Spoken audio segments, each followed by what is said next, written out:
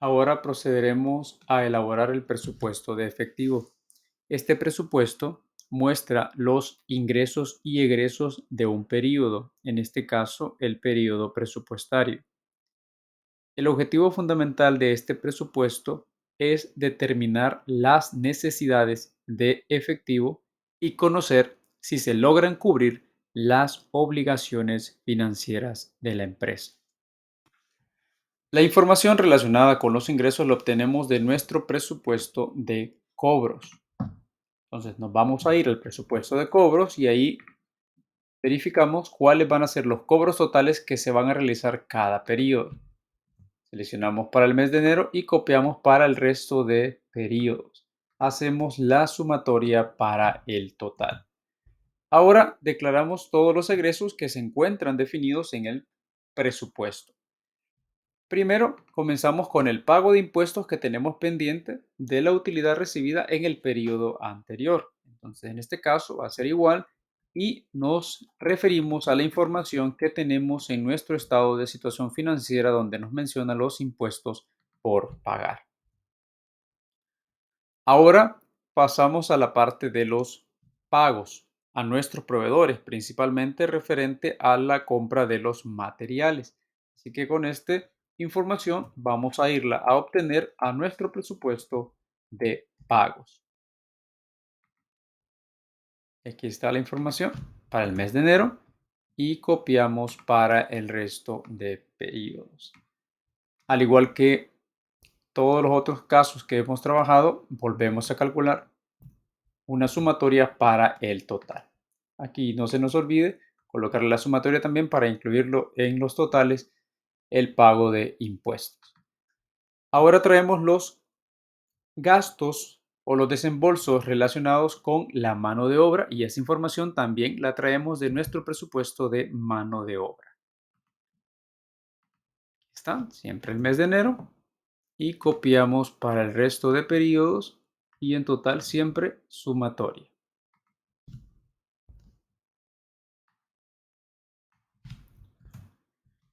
Ahora vamos con los costos indirectos de fabricación. En este caso, recuerden que tenemos que utilizar los costos indirectos de fabricación, pero sin depreciación. ¿Por qué? Porque la depreciación no representa una salida de efectivo y lo que estamos elaborando en este momento es el presupuesto de efectivo, es decir, que únicamente se consideran aquellas salidas reales de efectivo.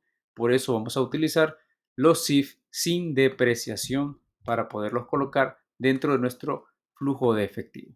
Copiamos los datos para el resto de periodos y hacemos la sumatoria siempre en total.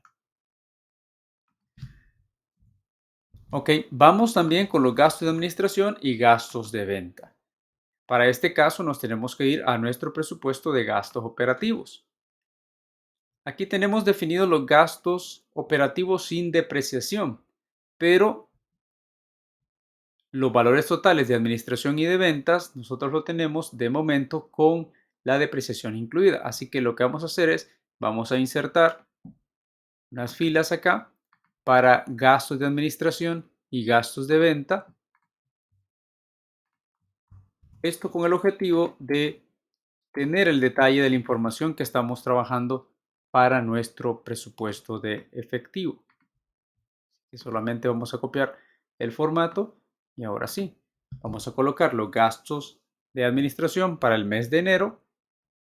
Seleccionamos el total gasto de administración, pero le vamos a restar la depreciación. Copiamos la fórmula para el resto de periodos. Lo mismo hacemos con gastos de venta. Va a ser igual a total gastos de venta menos la depreciación colocada dentro de los gastos de venta. Si nosotros verificamos con la sumatoria, pues podemos ver que la suma de los gastos de administración más gastos de venta sin depreciación es igual a 32.542.84.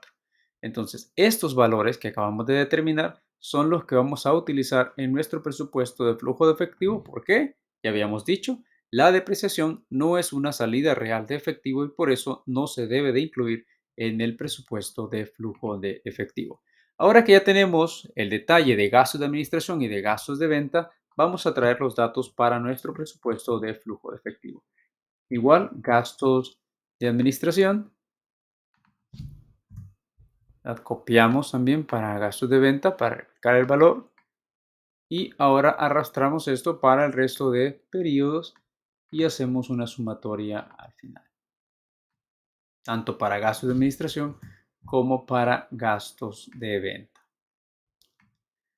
Bien, ahora viene la parte de amortización de préstamo. Esto está relacionado con el préstamo de largo plazo que hemos determinado para este proceso presupuestario. Así que en este caso, yo debo de ir a identificar el valor de la amortización, es decir, la amortización es el pago a capital que yo he realizado en ese préstamo bancario. Entonces, en este caso, voy a darle igual y me voy a ir a la hoja de préstamo. Y ahí en préstamo tenemos nosotros que para el mes de enero, primer periodo, es 3.377.02. Para el mes de febrero, en este caso lo estamos haciendo por la forma en cómo está, 3.410. Para el mes de marzo, 3.444. Para el mes de abril, 3.479. Para el mes de mayo, 3.514. Y para el mes de junio,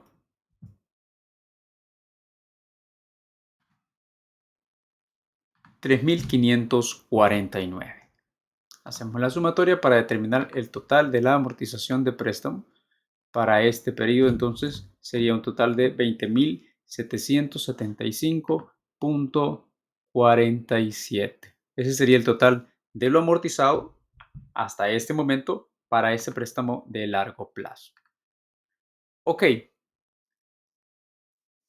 ahora vamos a determinar el pago de intereses. Los gastos financieros hacen referencia al pago de intereses por el uso de la deuda. En este caso, lo mismo. Igual, vamos a irnos siempre a préstamo y traemos el total de pago de intereses que se está pagando para cada uno de los periodos. 2.758 para enero, 2.724 para febrero. En el caso de marzo es 2.690. Para abril tenemos 2.655. Para mayo, 2.620. Y para junio, en este caso, nos quedarían 2.585.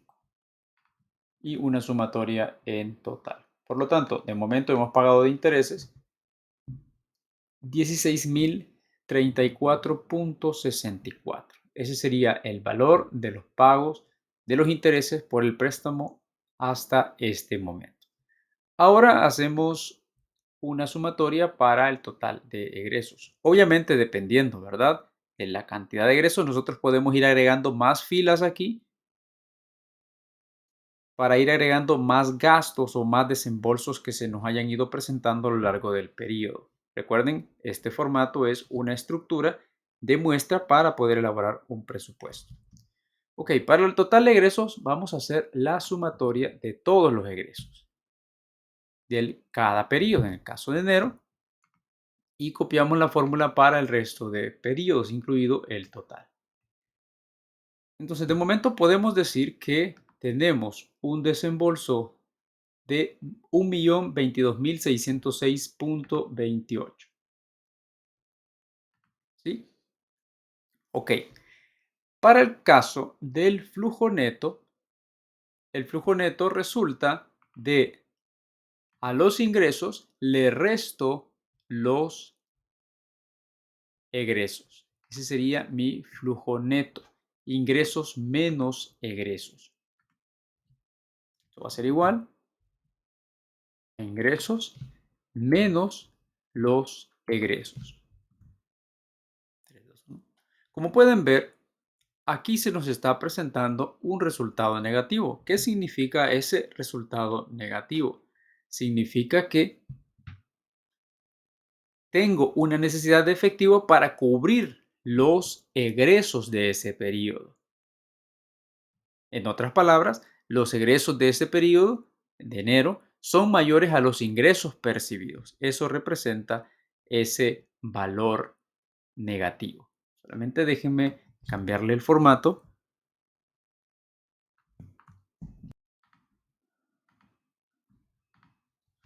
para que nos aparezca ahí con color rojo para representar los valores negativos. Ahora vamos a determinar el flujo neto para el resto del periodo, incluido total. Ok.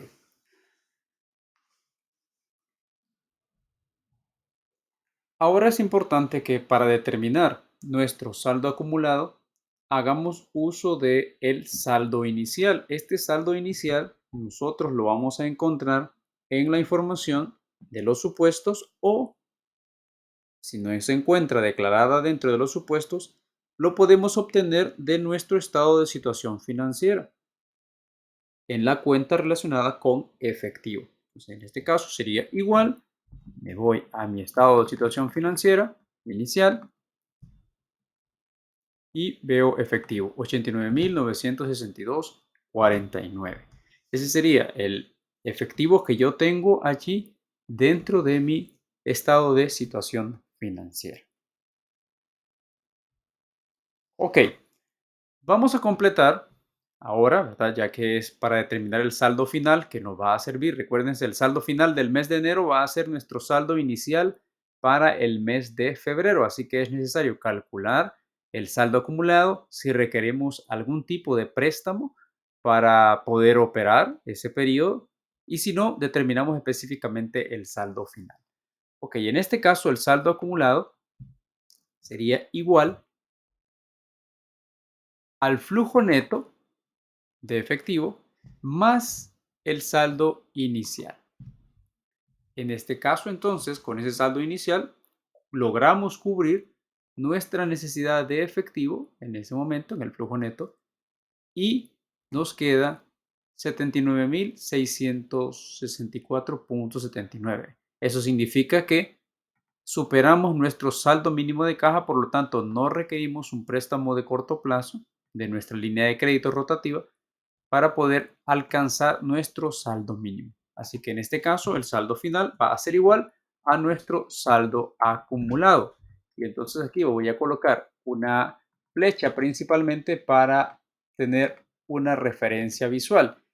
¿Qué referencia visual? Es decir, el saldo final del mes de enero será el saldo inicial del mes de febrero.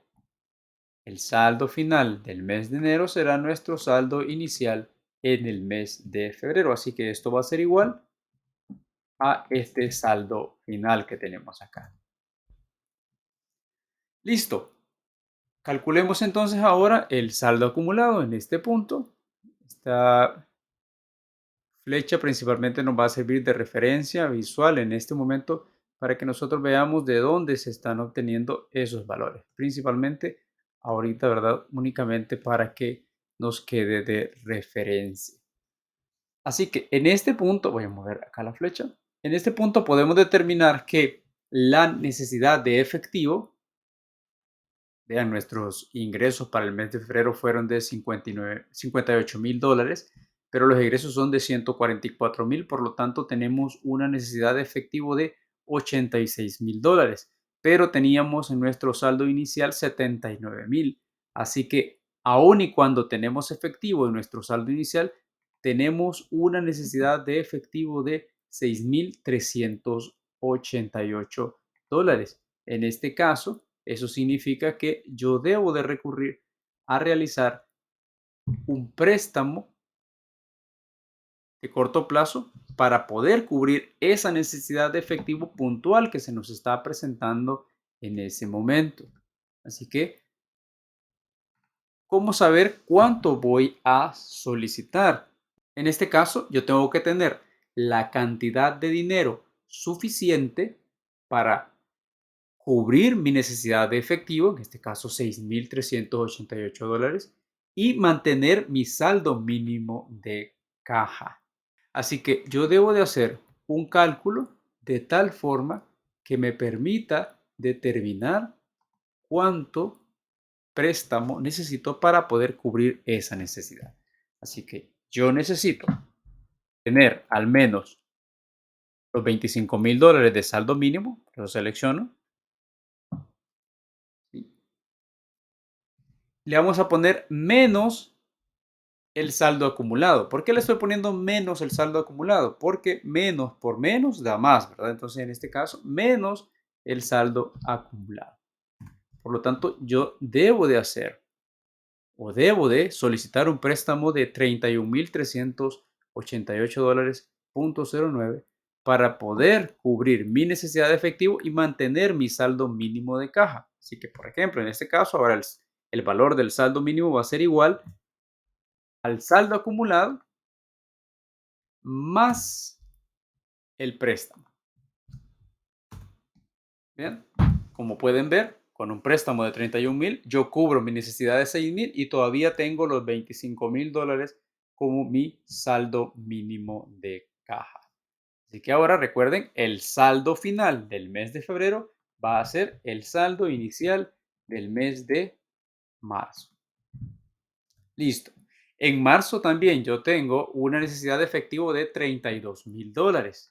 Por lo tanto, mi saldo acumulado va a ser igual 32,000 más los 25,000 que ya tengo en mi saldo mínimo de caja. Tengo una necesidad de efectivo de $7,854. Por lo tanto, vuelvo nuevamente a determinar un préstamo para poder cubrir nuestra necesidad de efectivo, pero debemos calcular intereses del préstamo del periodo anterior. Recuerden, en los supuestos dicen que tenemos que pagar intereses sobre saldo. Esa es parte primordial de esta línea de crédito que nos están otorgando. Así que vamos a calcular el interés para el periodo anterior. Vamos a hacer uso de la fórmula de interés simple que va a ser igual I igual PIN. Está relacionado con el interés, se calcula a partir de el capital o el principal, que es la letra P, I, que hace referencia a la tasa de interés, y N, que hace referencia al tiempo. Así que en este caso aplicamos la fórmula, que sería igual al monto o al principal del periodo anterior, multiplicado por la tasa, en este caso 7% de intereses, por el periodo que estamos calculando. Así que el periodo es 1 entre 12. ¿Por qué? Porque significa un mes y 12 meses. Entonces, la tasa está en años y el tiempo también lo colocamos en términos de años. Así que los intereses que vamos a pagar para este periodo son de 183.10. Ahora calculemos el monto del préstamo para este periodo, que va a incluir el saldo mínimo de caja, la necesidad de efectivo y el valor aplicado a los intereses. El caso sería igual al saldo mínimo de caja menos el saldo acumulado más los intereses. Entonces, el préstamo que tenemos que realizar para este periodo es de 33,037.57. El préstamo acumulado va a ser igual al préstamo del periodo anterior más el préstamo que tenemos en este momento. Por lo tanto, tendríamos un préstamo acumulado de 64,425. Si queremos ir teniendo una referencia del préstamo acumulado, pues aquí podemos colocar en esta celda de acá que este préstamo acumulado va a ser igual al préstamo realizado en ese periodo, ¿verdad? Para ir teniendo una progresión. 31,000 y ahora 64,425 es el préstamo adeudado a esta empresa bancaria. Así que ahora vamos a determinar nuestro saldo final de efectivo para este periodo, que va a ser igual a la necesidad de efectivo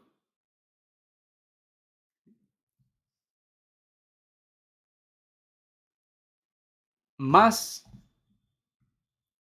el préstamo bancario menos el pago de intereses. Y ahí ustedes pueden ver, volvemos a tener nuestro saldo mínimo de caja establecido por política, que es de $25,000. Y ahora continuamos con el proceso. El saldo final del mes de marzo va a ser el saldo inicial del mes de abril. Si colocamos esto, va a ser igual a esto. Aquí ya tenemos un valor positivo, es decir, que en el mes de abril nuestros ingresos son mayores que los egresos. Por lo tanto, si nosotros hacemos el cálculo de el saldo acumulado, sería en este caso el flujo neto más el saldo inicial. Así que tenemos de momento acumulado 40,407. ¿Esto qué significa? Que ahora ya nosotros tenemos la posibilidad de pagar parte del préstamo que hemos recibido, siempre cuidando con mantener nuestro saldo mínimo de caja y poder pagar los intereses del préstamo realizado. Así que en un primer momento vamos a calcular los intereses del préstamo acumulado. Así que en este caso va a ser igual, el préstamo acumulado sería el monto por la tasa de interés, en este caso el 7%, por, abro paréntesis, 1/12, es decir, el tiempo en años. Tenemos entonces que para este periodo el pago de interés será de 375,82. Así que para poder determinar cuánto va a ser el préstamo que vamos a pagar o el monto que vamos a amortizar, yo debo de cuidar mantener mis $25,000 de saldo mínimo de caja y poder pagar los intereses. Determinemos el monto que se amortizará del préstamo. En esta situación, el monto a devolver o el pago que se realizará tiene que estar en negativo. ¿Por qué? Porque significa una salida de efectivo, un desembolso. Nosotros estamos pagando, estamos amortizando el préstamo. Así que lo que debo de hacer es lo siguiente, iniciar con el signo menos y seleccionar el saldo acumulado, menos 40,407,11 más el saldo mínimo de caja que debo de tener, más el pago de intereses. Repito, los 40,000 que ya tengo, más el saldo mínimo, más el pago de intereses, eso me va a dar el valor que yo dispongo para poder amortizar en ese momento al préstamo acumulado. Así que tengo en este punto una amortización de 15,031,29. Así que vamos a calcular el nuevo saldo acumulado. En este caso sería los 64,000 de préstamo que habíamos realizado más la amortización que estamos haciendo en este momento. Por lo tanto, mi saldo acumulado sería de $49,000. Ahora vamos a calcular el saldo final. Podemos ir arrastrando la fórmula ya que ya lo hicimos, ¿verdad? En este caso, donde nosotros tenemos los 40,000 de saldo acumulado más el préstamo más menos el pago de intereses, ¿verdad? Sería en este caso. Vamos a replicarlo. Sería igual el saldo acumulado más el préstamo, en este caso el préstamo está negativo, por lo tanto disminuiría nuestro saldo, menos el pago de intereses. Así que ahí tenemos nuestro saldo mínimo de caja. Continuemos con el siguiente periodo, en el mes de mayo. El saldo inicial del mes de mayo es igual al saldo final del mes de abril. El saldo acumulado es igual al flujo neto más el saldo inicial.